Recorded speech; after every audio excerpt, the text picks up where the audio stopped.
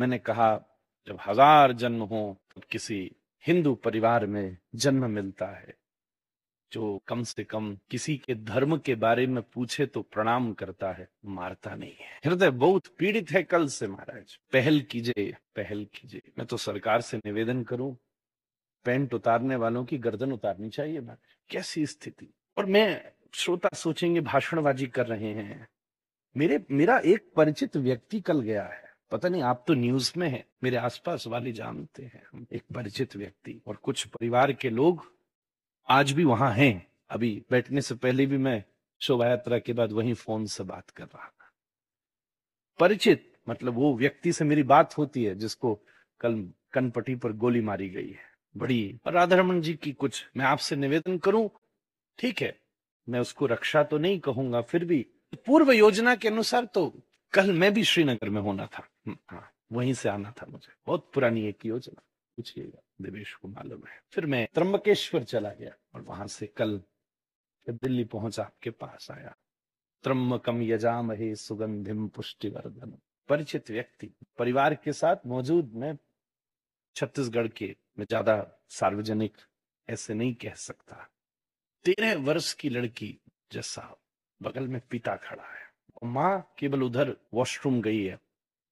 उसने बात करी, मैं बड़ी हिम्मत दिखाई लाली ने, मैंने प्रणाम किया। अगली नवरात्रियों में चंडी की तरह तेरी पूजा करूं। वो कहती पूछा कुछ वहीं की भाषा में, उसको समझ नहीं आया। वो कहती पूछा कुछ वहीं की भाषा में, उसको समझ नहीं आया, पिता को समझ नहीं आया। कलमा पढ़ने के लिए कहा, वो समझा नहीं। पूछा ऐसे इस इशारा करके कि ये टोपी निकाल के पहन, ऐसे, तो उसकी समझ में नहीं आया। वो बगल में खड़ी होकर सोच रही थी कि ये अंकल क्या बात कर रहे हैं।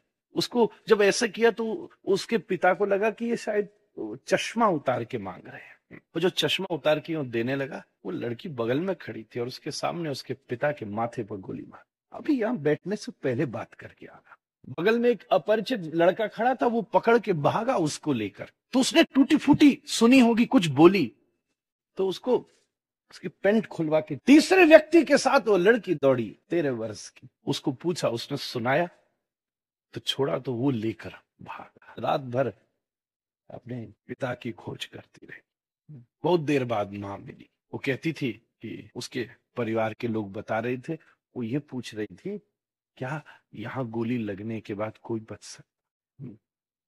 10 बजे उसको खबर दी कि पिताजी नहीं रहे। कितनी बार मुझे समझ नहीं आ रहा कि आंखों के आंसू में बोलूं कि हृदय में जल रही आग में बोलूं। बहुत स्थिति खराब है, पर आप सब सुदर्शन हो जाइए महाराज, बहुत आवश्यकता है। मैं निवेदन करूं, ठीक है, वेदों की आज्ञा है, पर सबसे पहला अगर इस विषय में सबसे पहला अगर कोई कदम उठाना है, हर व्यक्ति एक बात कह रहा है, न तो आपकी भाषा पूछी, भाषा के लिए लड़े जा रहे हैं।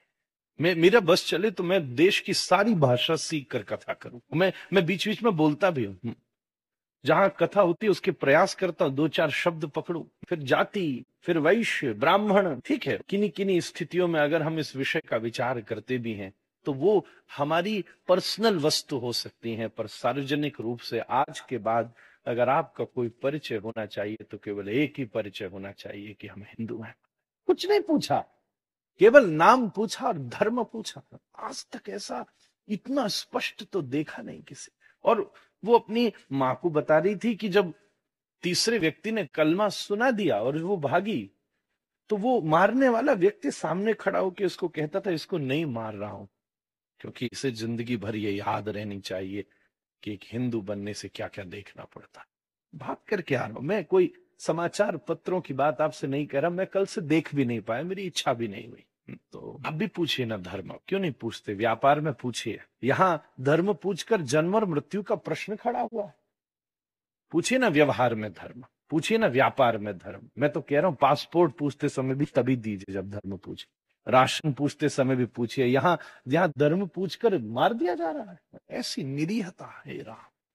और फिर सेकुलर दुनिया कहती है कि आतंकवाद का कोई धर्म नहीं होता। खैर, बिल्कुल होता है। और मैं आपसे निवेदन करूं, काफिरों को अगर मारने वाला एक धर्म होता है और वो आतंकवादियों का धर्म है, तो आतंकवादियों को मारने वाला भी एक धर्म होना चाहिए, उसका नाम हिंदू धर्म है। बहुत विनम्रता, मैं बहुत विनम्र आदमी हूं, मैं कभी ऐसे बोला नहीं।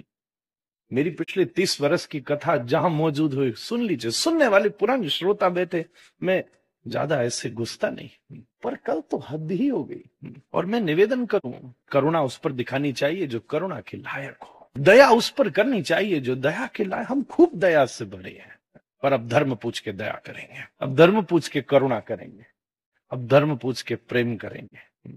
हाँ, क्या वो लाली 13 वर्ष की बिटिया, जीवन की अंतिम श्वास तक जिसने कभी बहते हुए थोड़े से हाथ से निकले खून से भी जो बिलबिला गई हो, उस कन्या ने अपने सामने अपने पिता के मस्तक पर गोली चलती देखी, इसलिए क्योंकि उसका नाम हिंदी में है। पता नहीं आप कितना समझ पाएंगे, समझ रहे होंगे। मैं तो, और अभी भी मैं 2-5 लोग पहलगांव में ही हैं, आपसे निवेदन करूं, फोन से बात करके आया, परिचित है, जो चले गए, पिछले साल दिसंबर में ही मिला था, कथा के श्रोता थे। मैं तो निवेदन करूं, हनुमान जी के भक्तों मजीरा के साथ गदा भी रखनी होगी, शिव के भक्तों डमरू के साथ त्रिशूल भी रखना होगा, हे मेरे श्याम सुंदर के वैष्णवों बंसी के साथ सुदर्शन भी रखना पड़ेगा। मैं कोई भड़काने वाली बात नहीं कर रहा, हमारा दर्द बोल रहा है। क्या कौन भड़काने से ही हम लोग जग जाते, तो कितने भड़का भड़का के मर गए महाराज। कुछ आपको पता है कि कुछ लोग आपको घृणा से देखते हैं क्योंकि आपका हिंदी में नाम है और आप मंदिर में जाके प्रणाम करते हैं, इस बात का आपको अनुभव भी हो रहा है। मैं बहुत अपने मन को टाल रहा था कि मैं राधा रानी का नाम लूं, इसलिए मैंने भजन से शुरुआत करी, इस समय निकालूं, कुछ बढ़ाऊं विषय आगे, अवसर लगेगा तो कुछ कहूंगा, पर कौन समझेगा। 100,000 गणना करते रहेंगे। मेरा मन हो रहा है कि चलिए अब कम से कम ऐसी एक रणनीति, एक ऐसी विचार नीति तैयार होनी चाहिए कि पूरी दुनिया में कम से कम हिंदू ये दोबारा ऐसा दृश्य देख नहीं सके। जो चला गए उनके लिए तो मैं कुछ नहीं कर सकता, पर आप ये देखिए, कोई दुश्मनी, कोई परिचय नहीं, उसने उसके साथ कुछ किया नहीं, वो उसको दूर दूर तक उसका पता नहीं जानता, उसका शहर नहीं जानता, उस व्यक्ति को मिला नहीं, केवल उसने अपना धर्म बताया और कलमा नहीं सुनाया और गर्दन काट, मस्तक पर कन पट्टी पर गोली रख के उड़ा दिया गया। ऐसे ऐसे हम आप सबको देखा जाता है। भगवान कोई ऐसी कृपा करें, कुछ हो बात महाराज। अब तो कुछ प्रचंड होना ही चाहिए महाराज, प्रार्थना से कार्य नहीं चलेगा, प्रचंड ही होना चाहिए। और जो चले गए उनके लिए तो मैं क्या कह सकता हूं। दुनिया की कोई भी वस्तु उस घाव को भर नहीं सकती, भर नहीं सकती। फिर भी बहुत मन तो बेचैन था, फिर भी उसके साथ मुझे मेरे धर्म पर चोट पहुंची है और मुझे आज अपने धर्म की बात कहनी थी महाराज। यहाँ आपको कथा सुनाना मेरे धर्म का सर्वोत्तम विषय है और मैं इसको छोड़ूंगा नहीं। आप सब समय देकर अपने धर्म के लिए आए हैं। हाँ, उनका धर्म मारने वाला होगा, हमारा धर्म तारने वाला है। हद होगी, इसकी कोई दवाई नहीं है, इस समय कोई क्षमा नहीं है। फिर भी मैंने संतों से सुना है, बचपन से अपने घर में भी हुई घटनाओं में अनुभव करते समय ऐसा समझा है कि भगवान का नाम दवाई है। जो चले गए 5 मिनट उनके लिए श्रद्धा भाव से, मेरे घराने में, मेरे घर में अगर सर्वोत्तम कोई वस्तु है तो हरे कृष्ण महामंत्र की उपासना हम लोगों ने कही है। बड़ी विनम्रता से आप मेरे साथ, अरे श्रद्धा, कोई औपचारिकता नहीं। और ये मुझे नहीं लगता कि तुरंत कुछ कर सकेगा, पर फिर भी उस व्यक्ति, उन लोगों ने अपने धर्म पर जान दी है महाराज। हाँ, धर्म बता के मरे नहीं है, अपने धर्म के ऊपर अपनी जान दी है। इसलिए हम लोग जीवन भर भी सब कुछ करते रहें तो कम होगा। मैं बता नहीं सकता, उसका जीवन बहुत लंबा है, ठीक है। एक पत्नी के लिए भी ये बहुत कष्ट की बात है, पर वो बिटिया बगल में खड़ी थी और माँ कहती थी, जब शाम को अस्पताल में वो बाहर खड़ी थी, जो भी वहां होगा मुझे मालूम नहीं, तो उसके पूरे मुंह पर और पूरे शरीर पर अपने पिता के रक्त के छींटा थे महाराज। जब ये खबर लगी तो उसके बाद तो सबसे पहले उसको वो निलाने ले गई कि पहुंच तो दूं, फिर हम कहीं पिता के शरीर को ले जाएंगे। हरे कृष्ण कृष्ण कृष्ण हरे हरे, हरे राम राम राम राम हरे